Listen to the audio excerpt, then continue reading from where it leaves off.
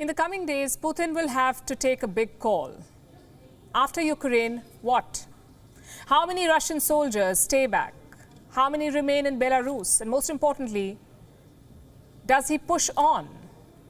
That last question is a complicated one. If Vladimir Putin does march forward, what are his options?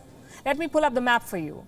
To the east and south, you have 5 nations: Poland, Slovakia, Hungary, Romania, and Moldova. The first 4 are NATO members. If you attack them, you attack NATO. So chances are Putin will not take that risk, or so we hope, which leaves Moldova. Ukraine and Moldova share a long border, around 1,222 kilometers long. If Vladimir Putin wants to, he can train his guns on Moldova. A new leak indicates this plan. And guess who leaked it? Belarusian President Alexander Lukashenko, aka Putin's new best friend. On Tuesday, Lukashenko convened his Security Council, the agenda to discuss Russia's battle plans. Lukashenko arrived with 2 props, a large map of Eastern Europe and a pointing stick. The whole thing looks straight out of Hollywood, but we are not going to focus on the theatrics. We are focusing on Lukashenko's map. Take a look. Атомная станция – это страшнее ядерного оружия. Торрент-2, которые мы новые закупили, называют точки. Они, наверное, не секретные для натовцев, они все видят. Мы поставим С-400, который будет находиться чуть западнее Минска. 1000 раненых прибыли в Гомель. Кричат наши беглые и прочее. Scary, isn't it? Would Putin really attack Moldova? We can think of 2 reasons why he would. Number 1, Moldova was part of the Soviet Union. Until 2009, their government was sympathetic towards Moscow. The current government, not so much. If Putin really wants to revive the Soviet Empire, Moldova may seem attractive. And reason number 2, it could be a relatively easy mission. Why do we say that? For starters, Moldova is not part of NATO. So even if Russia attacks, NATO will not respond. Plus, their army is not as big as Ukraine's, just 6,000 odd soldiers. That's it. That's all Moldova has. But what will really excite Putin is this: Transnistria. It is a breakaway region on the Moldova-Ukraine border. Now, globally, it is recognized as part of Moldova, but for all practical purposes, it is independent. Their own government, their own army, their own parliament. Why will this excite Putin? Because this region, Transnistria, is pro-Russian. Russia has 2,000 soldiers stationed here. Add to that 10,000 soldiers loyal to the rebel government. Put together, they can overpower Moldova. But will Putin give that order? A lot depends on how the Ukraine invasion ends.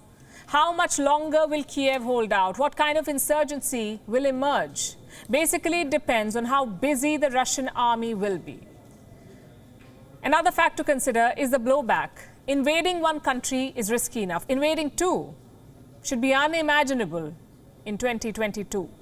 Countries that are backing Russia may have to reconsider. Countries on the fence may rethink.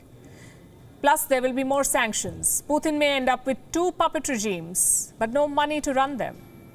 Does that mean he will stop at Ukraine? Last week, US Secretary of State Antony Blinken was asked the same question. Let me tell you what Blinken said in his reply, and I'm quoting: Putin has made it clear that he would like to reconstitute the Soviet Empire. Short of that, he'd like to reassert a sphere of influence around neighboring countries that were once part of the Soviet bloc. And short of that, he'd like to make sure that all of these countries are somehow neutral. So the US does not rule it out, which explains why NATO is on high alert. They are beefing up their eastern flank. We're seeing more soldiers, more fighter jets, more artillery being deployed. You could call it an insurance policy. Putin fooled the West in 2014. He fooled them again this year. So nobody can be 100% sure of his intentions, except maybe this man, the president of Belarus. He's Putin's #1 ally at the moment. It's a classic quid pro quo. Lukashenko needs Russian support to stay in power. We saw the massive anti-government protest in Belarus last year, in the capital Minsk. Without Russian support, Lukashenko's position is shaky. And what does Putin get in return? A new satellite state, a staging ground for his soldiers, and I'm not just talking about this war, I'm talking about the future. Belarus has agreed to host Russian nuclear weapons, which means more NATO cities will now be on Russia's nuclear radar. But that's in the future. Right now, Vladimir Putin needs Belarus for two things. A, to be a fake neutral state. Russia has to hold peace talks with Ukraine somewhere, and that somewhere is Belarus. And B, to supplement Russian forces. Ukraine says Belarusian soldiers are already fighting against them. The US says the official deployment may come soon. Either way, Lukashenko's contribution has been huge. He helped Putin open a third front to the north. And this help may keep Lukashenko in power, but at what cost? Western nations are imposing sanctions on Belarus too. Their athletes have been suspended by sporting bodies. Russia may have the financial depth to stay afloat, but Belarus does not. WION is now available in your country. Download the app now and get all the news on the move.